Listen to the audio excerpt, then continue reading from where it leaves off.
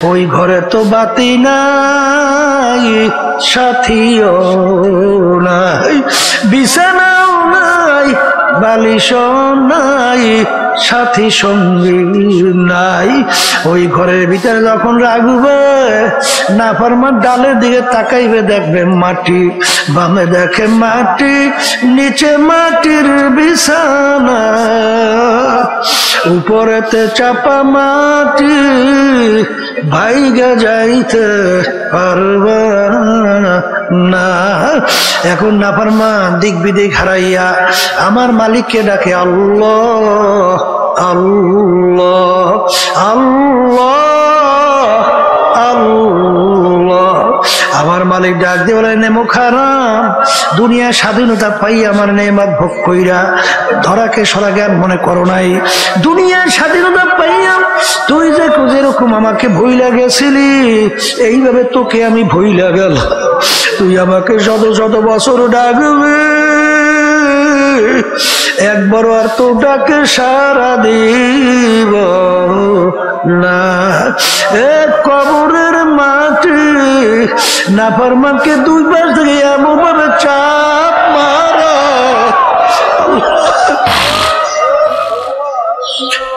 এক পাজরে হাত দিলি অন্য পাজরে মিশাইয়া দাও, আমার কাছে কোনো খাতির হবে না। এমন জীবন তুমি করো হে গঠন, মরণে হাসিবে তুমি, কাঁদিবে ভুবন। যালিকাল কিতাব লা রাইবা ফি। এই যে কিতাব দেখো, এই কিতাবের ভিতরে ভুল সন্দেহ বলতে কিছু না। সবাই বলি সুবহানাল্লাহ। এখন আমার বাজানদেরকে বলি, যারা মানুষ তারা চিন্তা করবে, দুনিয়ার কোন কিতাব বই পুস্তক বের করতে পারবেন যার কোন জায়গায় শুরুতে কোন লেখক লিখতে পারছে আমার কিতাবে বইতে ভুল নাই? বলেন। আমরা শুনিও নাই, পাইও নাই, শুনিও নাই। একটাই কিতাব দুনিয়াতে যার শুরুতে লেখা আছে ভুল নাই, সন্দেহ নাই। আমার বাজানদেরকে বলবো, আরবের কাফের আরবি ভাষী ছিল, তারা ভুল বের করতে পারছিল? ওদিকে লম্বা আলোচনা যাবো না, চেষ্টা কম করে নাই, পারে নাই, কথা হয় না। এরপর এই যে 1500 বছরের মধ্যে এত ইসলামের শত্রু দুনিয়া থেকে গেল, বর্তমানে অভাব নাই, কথা কয় না। কোরআনুল কারীমকে আগুন দিয়ে পোড়ায়, কথা কয় না। কোরআনুল কারীম দুনিয়া থেকে নিশ্চিহ্ন করার চিন্তা করে, পারবে? পারবে? কেন পারবে না? এই আল্লাহ রাব্বুল আলামিন বলছেন যে তোরা যত চেষ্টা করো, কোরআনকে হেফাজত আমি করব। হেফাজত কে করবে? সংরক্ষণ কে করবে? আল্লাহ রাব্বুল আলামিন কোরআনুল কারীম সংরক্ষণ করবে। ওরা যত চেষ্টা করুক, দুনিয়াতে কোরআনুল কারীম মিটাতে পারবে না, যদি নাই পারে। তাই কোরআনুল কারীম সত্য, আমি আসতে কইছি পরীক্ষার জন্য, আমরাও দিয়ে আসতে কর কি সত্য? সত্য? হ্যাঁ, যদি সত্য হয় তাইলে আমার বাজানদের সাথে কথা আছে, কথা বলছে। আর যারা মিথ্যা মনে করেন, এই হ্যাঁ লাগে, তার কোনো কথা নাই, কথা কন না কা। সত্য যারা মনে করেন, এই কোরআনুল কারীম থেকে আমি আপনাদের সামনে প্রথম আয়াত শরীফ তেলাওয়াত করছি, ওমা খালাকতুল জিন্না ওয়াল ইনসা ইল্লা লিয়াবুদুন। আল্লাহ রাব্বুল আলামিন বলতেছেন, আমি 18,000 কম বেশি মাখলুকাত সৃষ্টি করছি। আল্লাহ 18,000 কম বেশি মাখলুকাত সৃষ্টি করছেন না?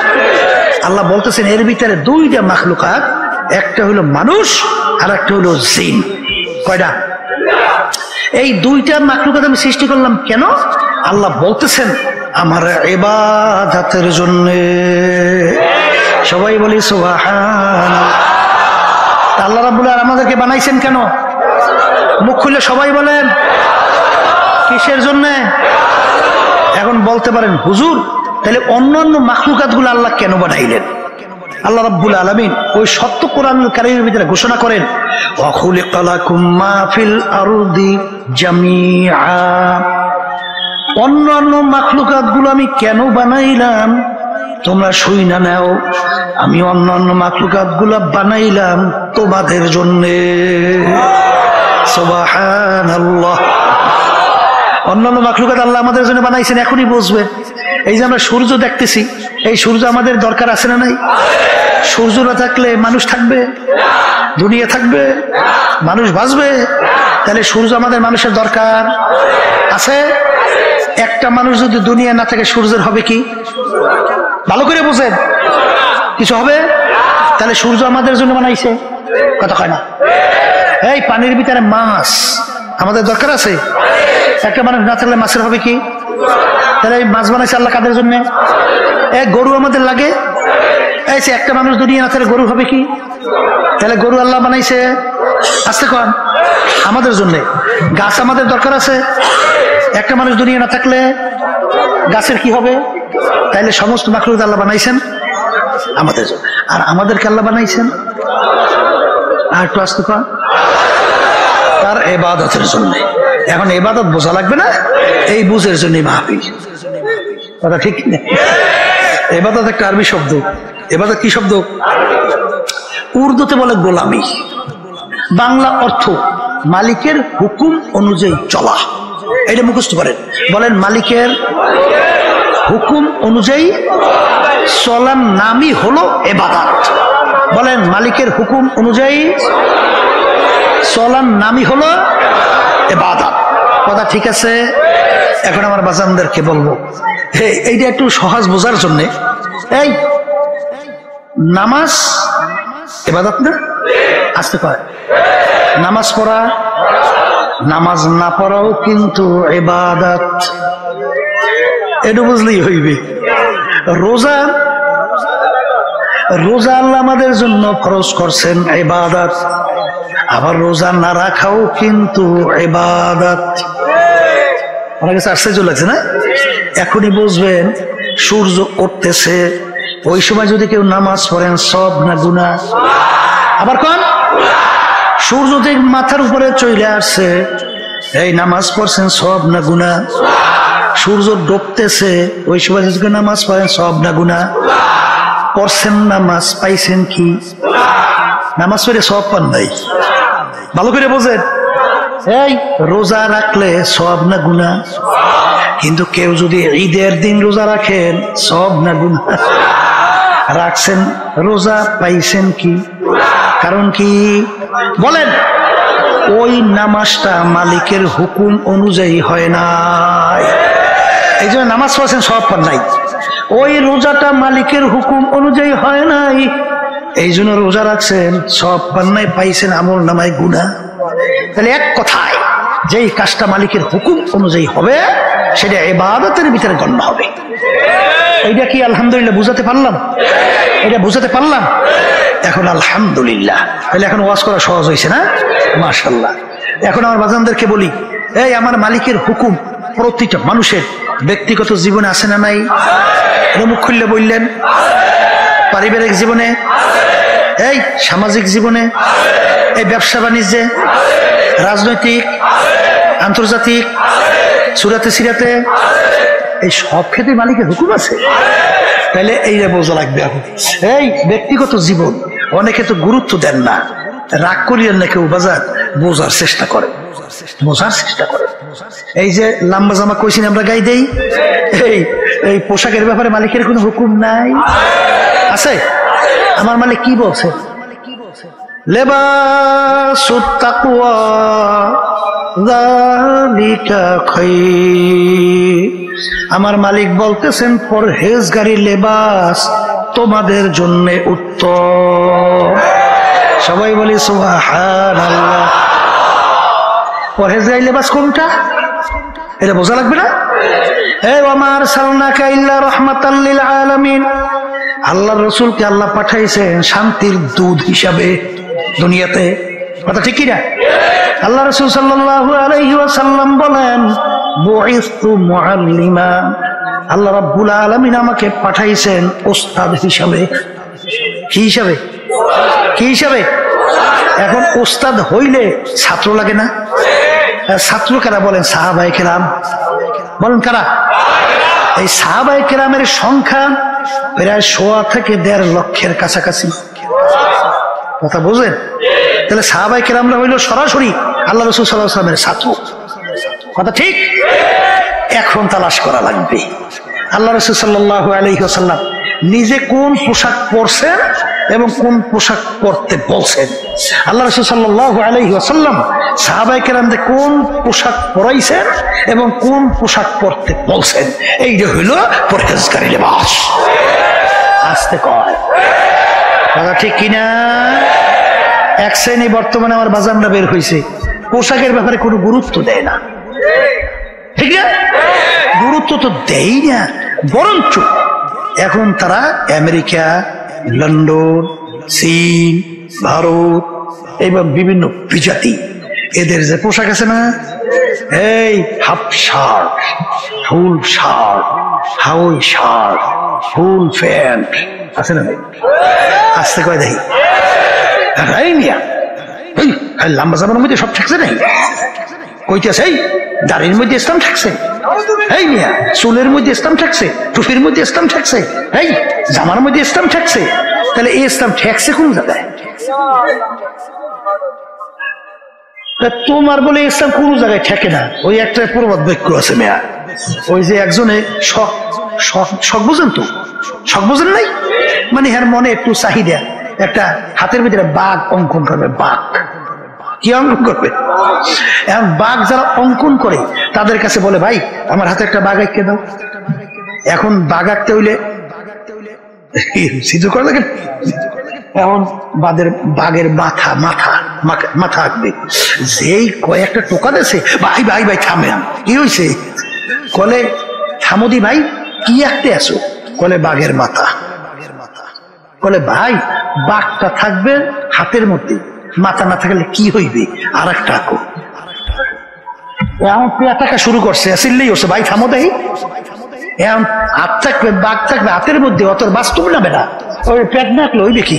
এখন করতে করতে এখন আর কিচ্ছু নাই, এখন করে বাঘ আঁকো। এখন ওই আকুন নেলা বলতে আছে যেই বাঘের মাথা নাই, যেই বাঘের পেট নাই, যেই বাঘের চোখ নাই, যেই বাঘের কান নাই, যেই বাঘের লেজ নাই, এ আল্লাহর দুনিয়াতে বাঘ নাই, ও বাঘ আমি আঁকতেও জানি না। কথা বুঝছো? এখন ইসলাম টুপির মধ্যে নাই, দাড়ির মধ্যে নাই, চুলের মধ্যে নাই, লম্বা জামার মধ্যে নাই, ওই পায়জামার মধ্যে নাই, পোশাকের মধ্যে নাই, তাই ইসলাম ঠেকছে কোন জায়গায় যাই? কথা বলছে। এই যে আমার বাজারদেরকে বলবো, এই পরহেজগারি লেবাস দরকার আছে না নাই? হুকুম আমার, কোন পীরে না আল্লাহ। এই জন্য কবি এক কথায় বুঝাইছেন বাজান, না আমেরিকা লা লন্ডন সে হুলফত, হামি মস্তে মদিনা কর খোদায়া। হে মুসলমান সন্তান, তোমাদের রাস্তা আমেরিকা, লন্ডন, ভারতের রাস্তা না রে মুসলমান, তোমাদের রাস্তা হইল মদিনার আল্লাহর হাবিব শুয়ে আছেন তার দেখানো রাস্তা। ঠিক না বেঠি? তাহলে পোশাকাদির ব্যাপারে মালিকের হুকুম আছে আছে আছে। পারিবারিক জীবনে মালিকের হুকুম আছে না নাই? এক শ্রেণী আমার বাজানরা নামাজ পড়ে, রোজা রাখে, তাসবিহ নিয়ে মাওলার জিকির করে, তাহাজ্জুদের নামাজও পড়ে, ওদিকে ঘরে ছেলেটা নামাজ পড়ে না, মেয়ে নামাজ পড়ে না, স্ত্রী নামাজ পড়ে না, মেয়ে বেপরদায় চলে, স্ত্রী বেপরদায় চলে। তুমি ভালো করে যাই না রাখো, আমার মালিক বলেন উ আনফুসাকুম ওয়া আহলিকুম নার, নিজে জাহান্নামের আগুন থেকে বাঁচো, আহাল পরিবার পরিজন সন্তানাদিকে জাহান্নামের আগুন থেকে বাঁচাও। এখানে আমার মালিকের হুকুম আছে না নাই? জোরে বলা আছে না নাই? আমিনু কামা আমানান নাস, আমার মালিক বলেন তোমরা ঈমান আনবা, তোমরা আমার উপরে বিশ্বাস রাখবা। কেমন বিশ্বাস, কেমন ঈমান আনবা? আল্লাহ রাব্বুল আলামিন ঈমানের ধরন বলেন, সাহাবায়ে কেরামরা যেভাবে ঈমান আনছিল, সাহাবায়ে কেরামরা আসতে কয়, সাহাবায়ে কেরামরা যেভাবে ঈমান আনছিল এইভাবে ঈমান আনো। সাহাবায়ে কেরামদের ঈমানের অবস্থা কেমন ছিল? হ্যাঁ, এই আবু বকর সিদ্দিক রাদিয়াল্লাহু তাআলা আনহু মুসলমান না? হ্যাঁ, যুদ্ধের ময়দানে ইসলামের পক্ষে যুদ্ধ করে, ছেলে তখনও মুসলমান হয় নাই, ছেলে তখনও মুসলমান হয় নাই।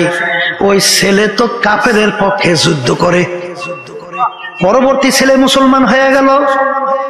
এক সময় ছেলে ডাক দিয়ে বলে, আব্বাজান অমুক যুদ্ধে এমন কায়দায় আপনি আমার সামনে পড়ছিলেন, ইচ্ছা করলে আপনাকে আমি কতল করতে পারতাম, কিন্তু যেহেতু আপনি আমার আব্বা এই জন্য আপনাকে আমি কতল করি নাই। আবু বকর সিদ্দিক রাদিয়াল্লাহু তাআলা আনহু বলেন, এ আমার বৎস শোনো, আমি খোদার কসম করে বলছি, ওই সময় যদি তুমি আমার সামনে পড়তাম, সঙ্গে সঙ্গে তরবারি দিয়ে তোমার মাথা আমি দ্বিখণ্ডিত করে ফেলতাম। কারণ কারণ কারণ তখন তুমি আমার আল্লাহর শত্রু, তখন তুমি আমার রাসূলের শত্রু, তখন তুমি ইসলামের শত্রু, তখন তুমি আমারও শত্রু। আল্লাহর বান্দারা, হাদিসের ভিতরে আসছে, আল্লাহ রাসূল সাল্লাল্লাহু আলাইহি ওয়াসাল্লাম বলছেন, কিয়ামতের ময়দানে 7 প্রকার লোককে রব্বুল আলামিন ডাইকা ডাইকা তার স্পেশাল আরশে ছায়া দান করবে। কয় প্রকার? এর ভিতরে এক প্রকার হলো হুব্বু ফিল্লাহ বুগযু ফিল্লাহ, যারা মহব্বত রাখবেও আল্লাহর জন্য, অর্থাৎ আল্লাহর সন্তুষ্টির জন্য, আর যারা মহব্বত ভাঙবে ছাড়বেও আল্লাহর সন্তুষ্টির জন্য, এই দলীয় লোকদেরকে রব্বুল আলামিন ডাইকা তার আরশে ছায়া দান করবে। কথা ঠিক না ঠিক? বর্তমানে এক শ্রেণী আমার বাজানরা বেরোছে, দল করে, দল আস্তে করে কি করে বোঝেন নাই মনে হয়, কি করে? এই দলের নেতা নেত্রী ইসলামের বিরুদ্ধে আইন পাশ করলো না ইসলামের বিরুদ্ধে হুকুম দিল, আরে নাকি নাকি না নাকি করলো, চিন্তা ভাবনা না কইরা দল করে তো করে, দল ছাড়ে না। তাইলে এখন এই আল্লাহর হুকুমের বিরুদ্ধে যারা আইন পাশ করবে, আল্লাহর হুকুমের বিরুদ্ধে যারা অন্যায়কে প্রশ্রয় দেবে, আল্লাহর হুকুমের বিরুদ্ধে যারা মিথ্যাচার করবে, এদের সঙ্গে যারা দল করবে, এদের মহব্বত কি আল্লাহর রাজি খুশির জন্য না কার জন্য?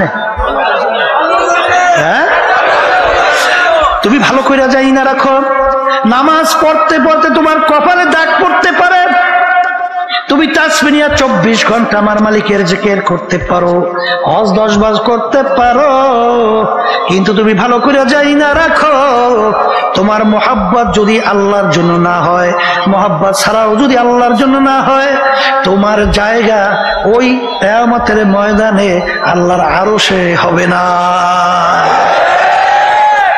তাহলে কিন্তু আল্লাহ রাসূল সাল্লাল্লাহু আলাইহি ওয়াসাল্লাম হাদিস মিথ্যা হইয়া যায়। জোরে বলে নাউযুবিল্লাহ। আমি আমার ভাইদেরকে বলবো, পর্দা আলে মা বোনদেরকে বলবো, এক শ্রেণী আমার বাজানরা মনে করে নামাজ পড়ি যথেষ্ট, নাজাত পাইয়া জান্নাতের উঁচু মাকাম একেবারে ফেরদাউস আছে না না? এই একটা গল্প শোনেন নাই? এই প্রবাদ বাক্য, স্বপ্নের মধ্যে আপনার দেশে, আমিও তো এই গোলাইয়া নাতি, বুঝছেন, আমার নানা বাড়ি কিন্তু দেউল তালুকদের বাড়ি বুরহানুদ্দিন, বুঝছেন তো, আমি আপনাকে এই মাঠেরই তো সন্তান, তাই সেই হিসেবে বলতেছি, আপনাকে দেশে তো ওই শীতের দিনে হাঁসের গোশ খুব কায়দা করে খায়, তৈলাক্ত হাঁস নাকি, তৈলাক্ত হাঁসের গোশ আর রুটি পিঠা বানাইছে চাউল দিয়া, খুব সুন্দর মোলায়েম মশাদায়ক, বুঝলেন? ওদিকে হাঁসের গোশটাও খুব তৈলাক্ত হাঁস, পাকও খুব স্বাদ হইছে। এখন ঘুমে স্বপ্নের মধ্যে মজামাই দিয়ে হাঁসের গোশ আর রুটি পিঠা খায়, এর মধ্যে খায়, স্বপ্নের মধ্যে মজাও হয়েছে, পেট ভরিয়া হাঁসের গোশও খাইছে, খাইল, এ তো খুব আনন্দ। এই হাঁসের গোশ আর রুটির পিঠা, এই স্বপ্নের পেট ভরছে, পেট ভরছে, বরঞ্চ পাশে যে খাতা খেতা ছিলেন তো, চাবাইয়া ফাতা ফাতা, জোরে আসবেন না জানি, ওই হাঁসের গোশ রুটি চাবাই কেউ দিলে খাতা চাবায়, জোরে বুঝছেন কথা? তাহলে ওই স্বপ্নের হাঁসের গোশ রুটি পিঠায় কোনোদিন পেট ভরে না। যারা নাকি ওমা খলাকতুল জিন্না ওয়াল ইনসা ইল্লা লিয়াবুদুন, মালিক তোমাকে আমাকে বানাইছে তার হুকুম অনুযায়ী চলা। এই আল্লাহর বান্দারা, পর্দা আলেম মা বোনেরা, আমরা নামাজ পড়ি, আমরা রোজা রাখি, মালিকের হুকুম পালন করি। আমাদের নামাজ দিয়ে আমার মালিকের কিন্তু কিছু আসে যায় না। এই তোমার আমার নামাজ দিয়ে আল্লাহ করবে কি? আসতে কয় আর নামাজ দিয়ে কোনো কাজ আছে? এই আমরা রোজা রাখি, রোজা দিয়ে আল্লাহ করবে কি? কোনো কাজ আছে? আমরা হজ করি, হজ দিয়ে আল্লাহ করবে কি? কোনো কাজ আছে? আমরা কোরবানি পশু জবাই করি, এর রক্ত গোশত আল্লাহ দেয় কি? নেয় কি? দেখে কি পায়? তোমার আমার ভিতরে অবস্থান, কথা ঠিক কিনা? হুজুর নামাজ পরীক্ষা, আর আমার মালিক পরীক্ষার জন্য দুনিয়াতে পাঠাইছে মেয়া।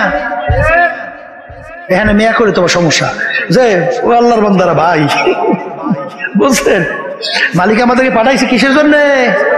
কথা হয় না? পরীক্ষার জন্য। আমার মালিক বলছেন লিয়াবলুয়াকুম আইয়ুকুম আহসানু আমালা, আমি পরীক্ষার জন্য পাঠাইছি, আমার হুকুম অনুযায়ী কেটা করো আর কেটা করো না। এই জন্য আমি স্বাধীনতা দান করছি।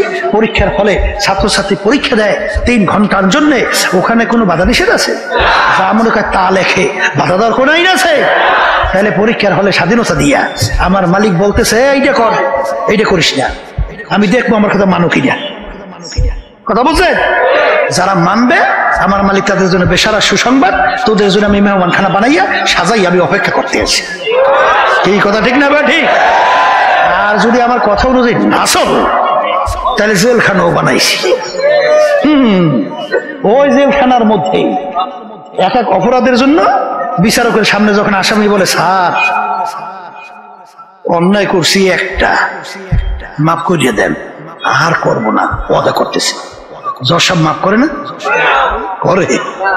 বলে ওরে আসামি, মাপের কোনো আইন নাই, অন্যায় একটা করছো, একটা শাস্তিই দেব, 2টা দেব না। কথা ঠিক? তাহলে 1 ওয়াক্ত নামাজ পড়বেন বলতে বলতে অন্য ওয়াক্ত আসছে। কেউ যদি ইচ্ছা করে 1 ওয়াক্তের নামাজ নিয়ে অন্য ওয়াক্তে কাজা কইরা পড়েন, এই অপরাধের জন্য 2,88,00,000 বছর জাহান্নামের আগুনে জ্বলা লাগবে। একটা রোজা যদি কেউ ইচ্ছা করে ছাইরা দেন রমজান মাসে, কম পক্ষে 70,000 বছর জাহান্নামের ওই জেলখানা আগুনে জ্বলা লাগবে। কেউ যদি ইচ্ছা করে একটা মিথ্যা কথা বলেন, একটা কবিরা গুনাহ হবে, আর একটা কবিরা গুনার জন্য কমপক্ষে 7,000 বছর জাহান্নামের আগুনের ভিতরে জ্বলতে হবে। কেউ যদি যেই মহিলাদের সঙ্গে দেখা দেওয়া জায়েজ নাই, সেই মহিলাদের সঙ্গে যদি ইচ্ছা করে দেখা দেন, একটা কবিরা গুনাহ হবে, আর একটা কবিরা গুনার জন্য কমপক্ষে 7,000 বছর জাহান্নামের আগুনে জ্বলতে হবে। এ আল্লাহর বান্দারা, আল্লাহ রাসূল সাল্লাল্লাহু আলাইহি ওয়াসাল্লাম বলেন, কেউ যদি হারাম মালের দ্বারা রক্ত এবং গোশত তৈরি হয়, তার জায়গা জাহান্নাম, ছাড়া হবে না। আমিনু কামা আমানান নাস, তোমরা ঈমান আনো সাহাবায়ে কেরাম যেভাবে ঈমান আনছিল। বাজান একটা উদাহরণ খেয়াল রাখা দরকার। আবু বকর সিদ্দিক রাদিয়াল্লাহু তাআলা আনহু গোলাম ছিল, আজাদ করে দিয়া বলে, গোলাম তুমি আজাদ। মাঝে মাঝে কিছু খাদ্য নিয়ে আসতে বলে, নিয়ে আইসো। মাঝে মাঝে খাদ্য নিয়ে আসে। তুমি কিভাবে কামাই করছো? যখন দেখতেন হালাল তিনি খাইতেন। বাজান একদিন পেটও আবু বকর সিদ্দিক রাদিয়াল্লাহু তাআলা আনহু, তার পেটে বড় ক্ষুধা। গোলাম খাদ্য নিয়ে আসছে, জিজ্ঞাসা না কইরে খাদ্য খাইয়া ফেললো। গোলাম ডাক দিয়ে বলে, হযরত আপনি না জিজ্ঞাসা করে কেন খাদ্য খাইলেন? তখন বলেন, বাবা তুমি তো অন্য সময় হালাল উপায়ে তুমি আনো, আজকেও চিন্তা করছি হালাল উপায়ে আনছো, পেটেও বড় ক্ষুধা, জিজ্ঞাসা না করে খাইয়া ফেলছি, এখন বলো কিভাবে তুমি কামাই করছো? গোলাম বলে, হুজুর আমি যখন কাফের ছিলাম, জাদুবিদ্যার মাধ্যমে একটা লোককে তদবির করছিলাম, সেই লোকটার সঙ্গে এখন দেখা লোকটা ভালো হয়ে গেছে, ওই যে ভালো হয়েছে ওই বিনিময় আমাকে এই খাদ্য দিছে। তখন আবু বকর সিদ্দিক রাদিয়াল্লাহু তাআলা আনহু বলেন, আল্লাহু আকবার, আল্লাহু আকবার। বাজান জাদুবিদ্যার মাধ্যমে তদবির করা কামাই সম্পূর্ণ হারাম। তুমি তো আমাকে হারাম খাওয়াইছো। এই কথা বলে তিনি গলার ভিতরে আঙ্গুল দেওয়া শুরু করলো। লোকেরা বলে, হযরত আপনি তো না যাই না খাইছেন, আল্লাহ তো মাফ কইরা দেবে। আর বর্তমানে যদি আমাদের যুগ হইতো, কত ফতুয়া বের হইতো, তার কোনো শেষ নাই। কথা ঠিক না? ঠিক। এই আর সে বলতেছে হারাম খাদ্য আমার পেটের ভিতরে আমি হজম হইতে দেবো না। হযরত তাইলে পেট ভইরা পানি খান, পানি খেলে গলার ভিতরে আঙ্গুল দেওয়ার সঙ্গে সঙ্গে খাদ্য বের হয়ে আসবে। তিনি পেট ভইরা পানি খেইলো, গলার ভিতরে আঙ্গুল দিল, বমি হলো, তারপরে হারাম ওই খাদ্য ভিতর থেকে বের হয়ে আসলো। তিনি বলেন, আলহামদুলিল্লাহ, হে আমার মালিক, দয়া মায়া করে হারাম খাদ্য আমার থেকে বের করছেন। এই ছিল তাদের ঈমান, এই ছিল ঈমান। আর বর্তমানে একদল বের হইছে, এই ক্ষমতা পাইয়া ক্ষমতা সম্পন্ন দলের সঙ্গে জড়াইয়া টেন্ডারবাজি, সাদাবাজি, জুলুমবাজি, মিথ্যাবাজি, ধোঁকাবাজি, এইটা করে সম্পদ তো গুছায়। শুধু তাই না, এই কানাডা সহ বিভিন্ন দেশে বেগম পাড়া পর্যন্ত তৈরি করে। ওদিকে যখন বয়স হয়, তখন যায় কই, কোলে বললেন নেতায় হজ করতে যায়,